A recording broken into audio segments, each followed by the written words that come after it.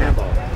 Oh, I probably was playing since I was 9 years old. I'm 35 now, and I just used to see everybody in the parks playing it. You know, in my neighborhood, I lived maybe about 2 blocks away from handball courts. So at that time, you know, everyone was playing. What do you like best about the game? Keeps you in shape. It's fast. It's a nice, aggressive game. You know, I like to be aggressive in my nature in business, and that's what handball helped develop also. And you know, I relate it almost like to boxing. I like a sport like boxing, except it's non-contact, but you get that aggression. You know, it gives a rush. What about the Inner City Handball Association that you started? How did that come to be? Well, I started it because since I've been playing handball for probably over 20 years, handball's kept me out of trouble. I grew up in not maybe the safest areas of Brooklyn, and handball's always kept me on the right track. You know, some old men, about the time I was 16, took me in and made me a member of Union Temple. And they paid my membership for Union Temple for 2 years to teach me how to play 4-wall handball. And once they did that, and I kept playing, and then some other players started taking me to tournaments, and I started seeing a whole different world of players. That's not just the players in the city, but players that are playing all different parts of the country. And I got hooked. And I wanted to keep on playing it, and I felt that Inner City Handball Association would give me that vehicle to try and get these other kids involved in the same way I was involved. And maybe just like how I started getting these kids involved, they'll start working with other kids, which some of them have. Started coaching junior high school and high school teams. You got some good players now, don't you? Got a few good players and hope to get a lot more. Mm-hmm. You're also on the board of directors of the United States Handball Association. That's right, yeah. I'm serving my second term. And what's that been like? What kind of experience has that been? Real informative and real interesting. I didn't really know a lot about the USHA, even though I was playing handball for so many years. And that's another thing, you know, a lot of the kids throughout the city, there's thousands of players, and a lot of them still don't know about the United States Handball Association. And I want them to realize what kind of organization it is, how good it can be, and how everybody should be a part of it, because then it can strengthen the sport. And also they'll get a lot of rewards out of it themselves. What's the biggest reward you've gotten out of handball so far? Still having fun. Still having fun. I enjoy playing it.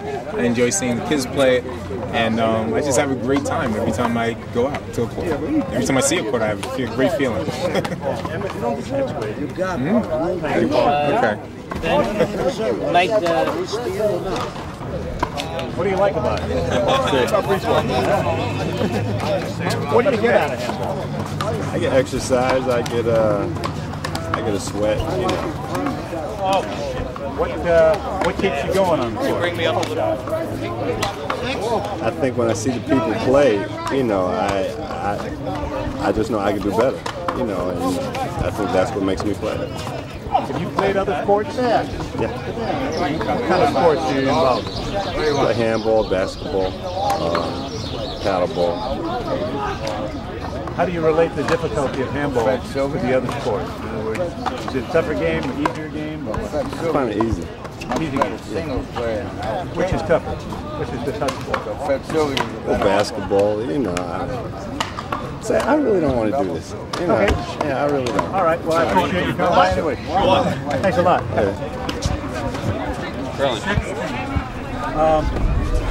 I was under the impression that one wall was mainly played in New York, and that very few other places have one wall. What's the story? Oh, the story is that you're right, but you're a little bit wrong. There are thousands of courts in New York City, probably more than there are in the whole entire world. But there are other places where they play one wall, even have tournaments. Throughout New Jersey, Maryland, Florida has courts. You live in California, I'm sure you've seen some one-wall courts there. They just came back from the World Championships in Ireland, where they made a one-wall court inside a 30 by 60. In another 2 weeks, Paul Williams will be going down with some of the kids in the Inner City Handball Association to play in a one-wall tournament in Wales. There's a fellow from Finland who's contacted me on the internet. They have courts there. Another guy got back from South America. He said in an Argentina paper they have one-wall handball there. So there's really many places. Canada.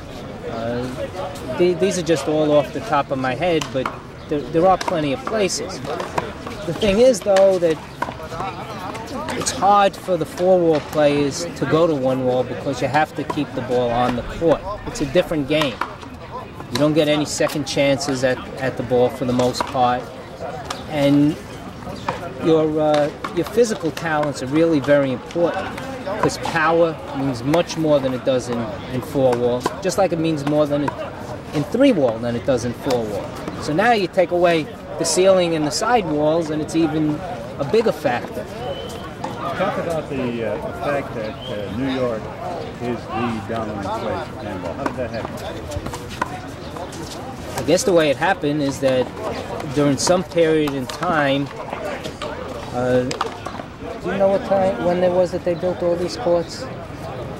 The concrete courts? Yeah. WPA built them roughly around 1935. Okay. I believe it was a way to create, stimulate the economy. And for some reason or another, they did it here, and it never really picked up in other places. These courts that you see in other places, they're like an ex-New Yorker who moves to, let's say, Dallas, and he misses the game, so he'll put up a court. Or in Florida, you have a lot of ex-New Yorkers that go there as, what do they call them, sunbirds, snowbirds. So the other way they'd be fleeing the sun. So they play out there. That's how it spreads mainly in other places. Or like in Venice Beach, they have the three-wall courts, and they might as well put some one-wall courts on the outside. The real place I'd like to see that happen is in Toledo, Ohio, because that's where they hold the three-wall nationals, and there's a chance for a lot of exposure for the game out there. And that's one thing that I think the one-wall community could really use. It sounds in a way like a bad idea, but I think that if they put those courts on the outside, they could probably just hold an outdoor nationals. Now, you wouldn't hold it at the same time, but you could tail end or front end the three-wall nationals and the one-wall nationals, and it would expose people throughout the country to this great game that we have. It's really important that you have a lot of natural talent in this game, and that's why guys like Vic Hershkowitz, Oscar Obert, the other two Obert brothers, just as a start, there's many other names, were able to go into three-wall and into four-wall and, really make a name for themselves in that game.